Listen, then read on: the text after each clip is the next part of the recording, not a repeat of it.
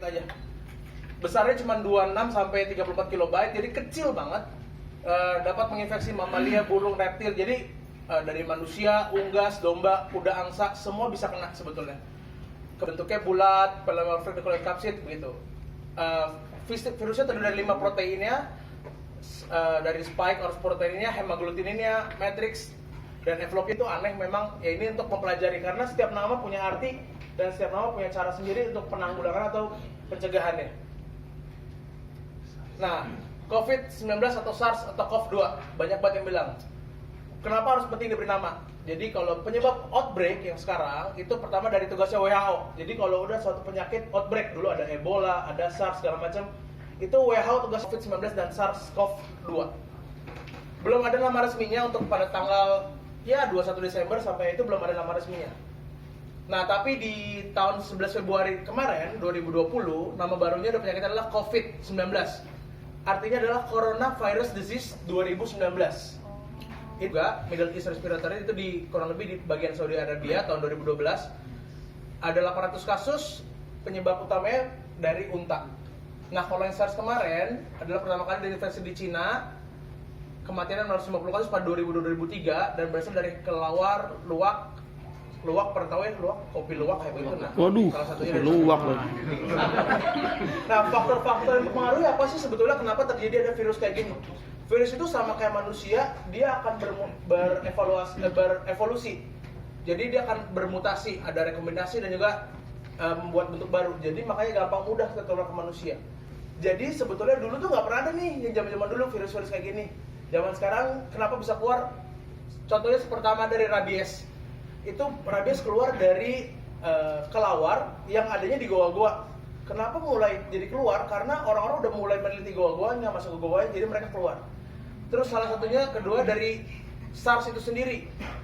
Orang juga udah mulai melakukan kayak interaksi dan juga melakukan interaksi banyak pada hewan-hewan. Manusia kita sebutnya zoonosis dan sekarang udah ada dari manusia ke manusia.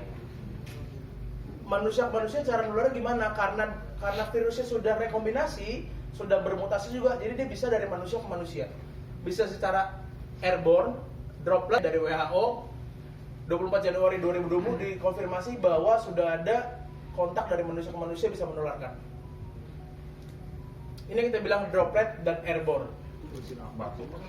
Betul, batuk. Jadi kalau bisa dilihat mungkin yang bulat-bulatnya itu yang merah-merah, kalau jaraknya itu droplet adalah ya 3 meter, 90 cm.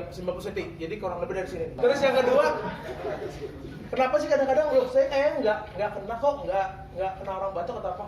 Kadang-kadang orangnya nggak sadar, temennya batuk megang laptop temennya, megang barang temennya, megang handphone temennya, terus temennya megang handphone dia lagi. Nah, handphonenya dipegang, dia nggak sadar, pegang mata. Kita baca epidemiologinya. Udah sebesar apa sih sekarang?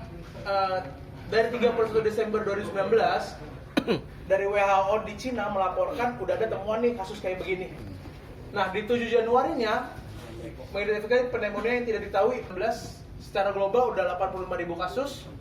Di Cina 79.000 sendiri, ada 53 negara lainnya sampai kurang lebih seperti ini. Jadi memang di Cina sudah high level banget. Ya, ini novel coronavirus, ini dari Kemenkes ya. Gejala klinisnya pertama bisa dilihat demam, batuk pilek, gangguan pernafasan, sakit tenggorokan, letih dan lesu. Gimana sih cara paling aman? Pertama, sering cuci tangan pakai sabun. Biasakan rajin olahraga dan istirahat cukup. Gunakan masker bila batuk atau pilek. Ya, jadi bukan orang sehat yang pakai masker. Jadi tuh jangan, aku takut nih ketularan virus, aku mau pergi jalan-jalan aku pakai masker, nggak ada gunanya. Yang batuk justru yang pilek harus sadar diri, mereka harus pakai masker. Ini cara cuci tangannya. Kamu yang di TikTok nih.